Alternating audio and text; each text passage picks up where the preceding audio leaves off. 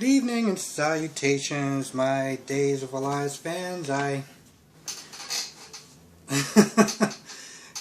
gonna it's gonna take some time to get used to. Now that I'm also doing Bold and the Beautiful as well.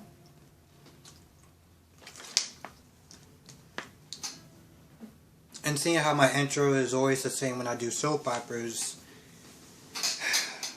Yeah. So, going into this episode,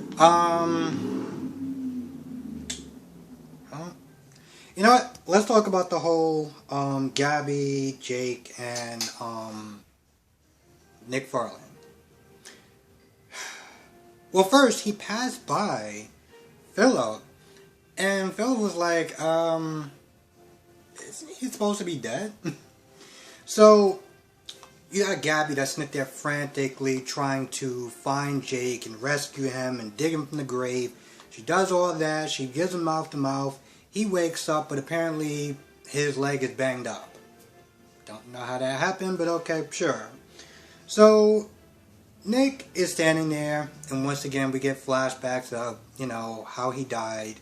Which, to be honest, the world is a much better place with that man gone.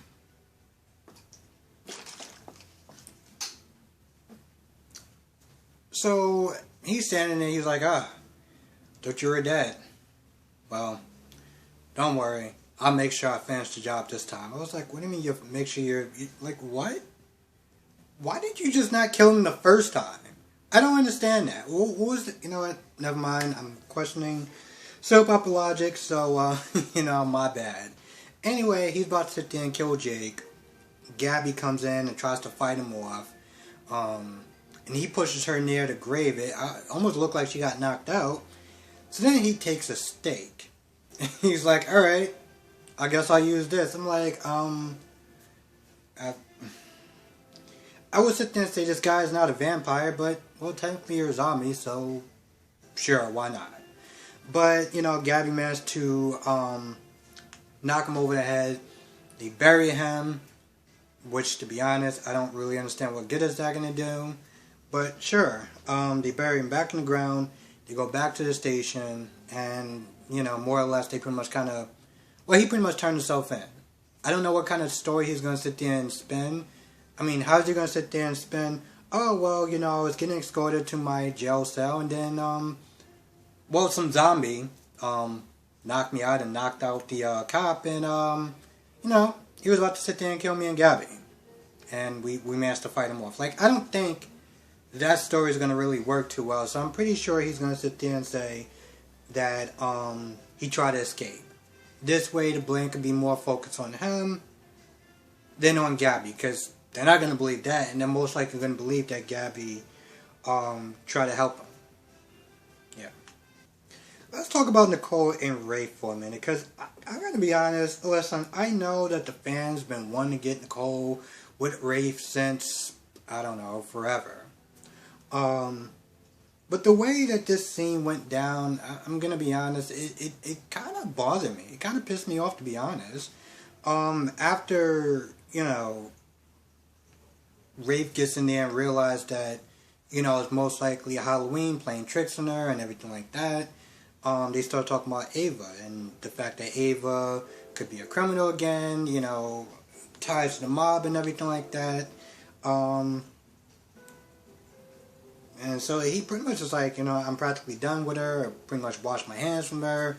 They talk about, how she could be stealing the company from Gabby, this, that, and the third. But the thing is, they're getting closer and stuff like that. I mean, literally, physically closer. And Nicole's like, why don't you at least hear her out? Why don't you hear her side?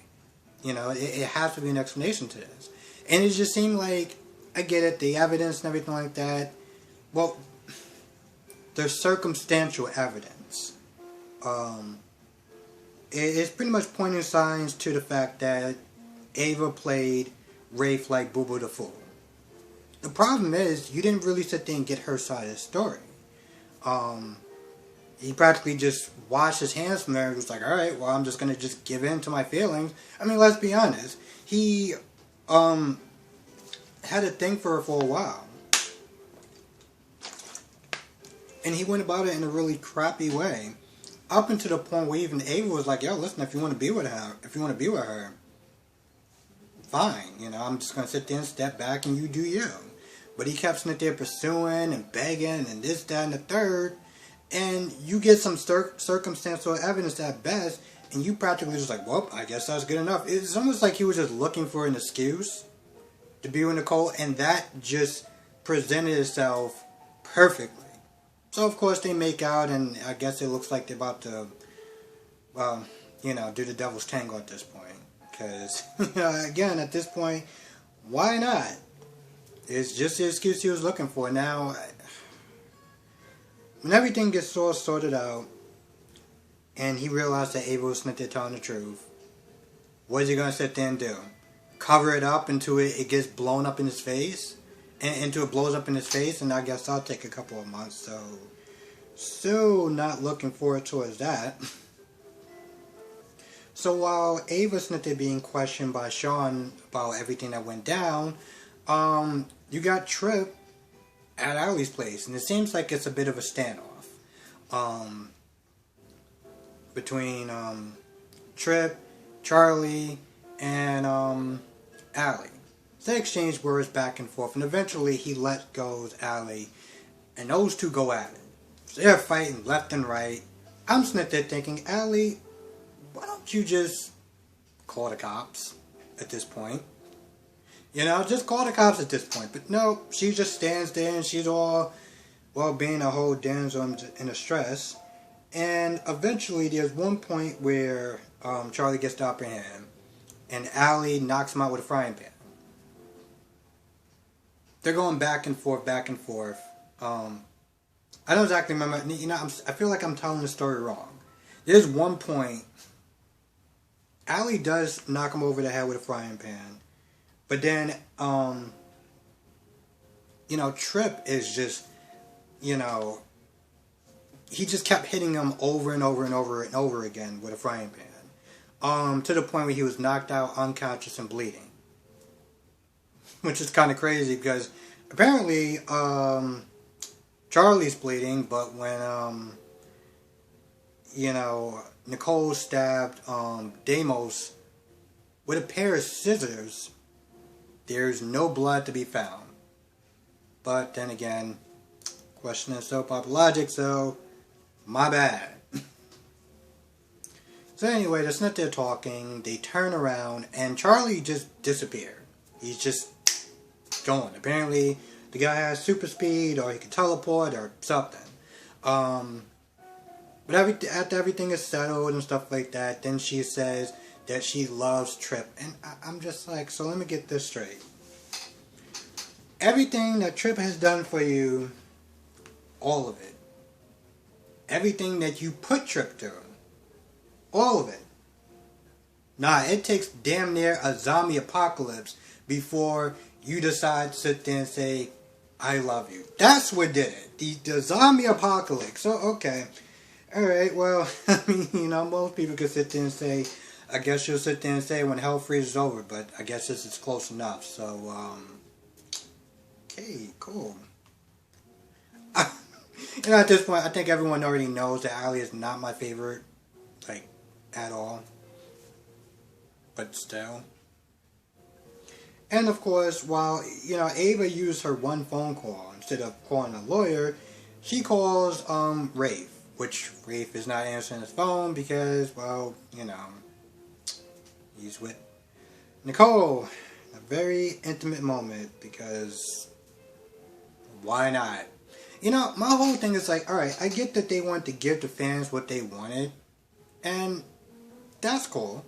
But just the way the way they went about it was just this dude didn't even sit there and check to see if Ava was telling the truth, or even to hear more about it before he decided to just be with Nicole in that way.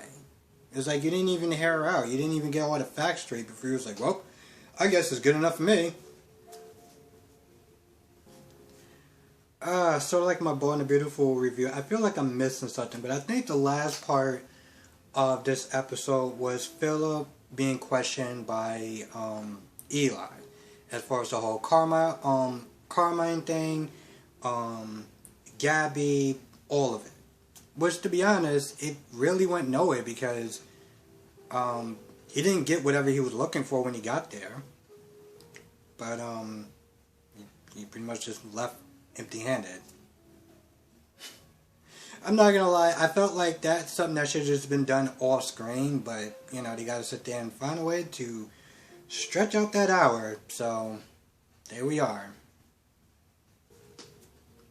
I think that's about it. It's weird me saying that, because I remember when I first started doing these reviews, for a while, these reviews were about 15, sometimes 20 minutes. And now it's about 10 minutes, give or take. The last one was like 11. This is exactly why I always feel like I'm missing a lot of stuff. Yeah, for the most part, I feel like that's about it. Anyway, with that being said, I'm going to go. I want to thank you for watching. Be safe. Let me know what your thoughts are in the comment section below, and I will see you in the next video.